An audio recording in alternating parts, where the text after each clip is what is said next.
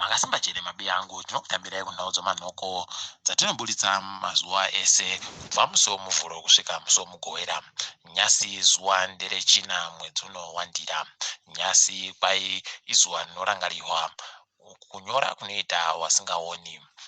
Runyoro hwawo runozivikanwa nechirungu kuti brero. Tinoramba tichindoti pamberi nokuti vanhu vese vazive mitauro yese yese. Totanga nekupisa munyika. Kwai nohurumende mangwana gumbiri riri kubenhutsiwapo kare. Izvo wakareketa wakati mahotera pabodzipo nenzvimbo dzokushanyira kuona mhuka zvinenge zvakavhuriwa. Kwai mangwana zvichienda mberi kwemazuva 30 mabhawa nenzvimbo dzokudyira kunenge kwakapfikiwa. Kwai zvikoro zviri kungovhurira bedzi vana vari kugonyora bvunzo dzavaribe kupedza gore rapera. Kwai vanhu bedzi vanenge vachibvumiwa kutekaira tekaira vanhu vari kufanira kunge vaine mapepa okuti vari kufanira kutekaira tekaira. Machechi nedzimwe kuungana kwese kwai zvapfikiwa paribe kana mubodzi ari kubvumiwa kugotekaira. Nokuziva kwedu vanhu kweduwa idi chinenge chiri chipatapata idi. Tiri ipapo pokare kwai izvo vanhu vachagofanira kupuwa mapepa okuti vanoita mabasa akakosha kuvanhu vese kubva kubazi rinoringa nezvokutengeserana reMinistry of Commerce. Izvi zvatorwadza vazhinji nokuti kwai kunyangwe nevarimi nevanani vese vari kuda kugotekaira vanofanira kutanga vapuwa mapepa kubazi iri. Idi hurumende yedu inoramba ichindoita zvokuti vanhu vaomeserwe noupenyu. Zvakandooma.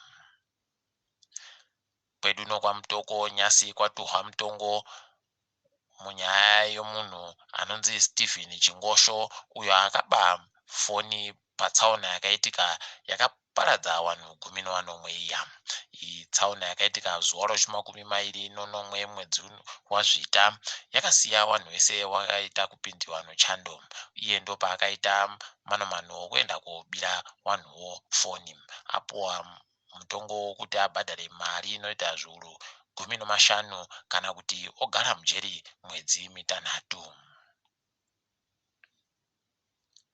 Kwai hurumende yeZimbabwe yaita zvayo yegani zvokurambidza vanhu varibe mapepa okunogara nokusenza muSouth Africa kuti vagopinde kubudika kuuya kuSouth Africa. Izvi zvinotorwadza nokuti vazhinji vanga varibe kana kuzvigadzirira uye zviribe kana pazvaa zvakandonyepiwa vanhu. Zvandoerekana zvatangisa kubvira nguva dzemasikati asi waporika makuseni aiva waporika zvisvinu paribe kana zviri kunetsa. Iro zambuko roBeit Bridge richagara richindonetsa vanhu nokuti South Africa iri kuitawo zvokuti vanhu varibe mapepa vareke kugobira kuenda ikweyo.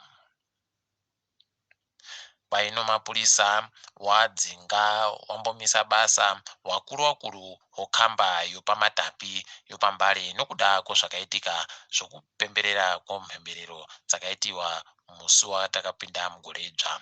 Izvi zvatorwadza vazhinji nokuti vasara vachibvunza kuti kohoko hokwachivi varibe kana kubvunziwa uko kwakamboitiwa zvakawanda ikweyo. Vanhu vachiungana pabodzipo zvakaitiwa kuRainbow kwakaita ana Monzora vachiita makundano avo okuwira ukuru hwebato reMDCT.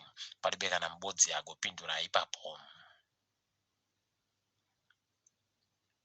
Vanhu kwai vagoita bau nokungwara kuti kana vachinge vahwaritsa neicho chakauya chodziwa mupengo vagoite zvokufukira nokunatira.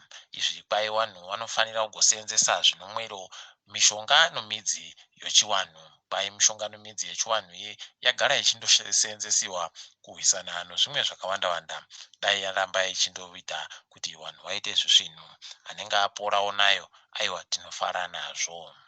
Tiringe hedu tsopa rese. Kwai kuKenya kwavhuriwa zvikoro pokare kureketa kuno mushure memwedzi mupfumbamwe paribe kuvhura zvikorozvo.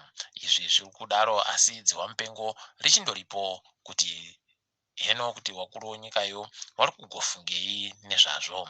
Idi zvakandooma asi tinoimba kuti richareka kugotekeshera zvakanyanya.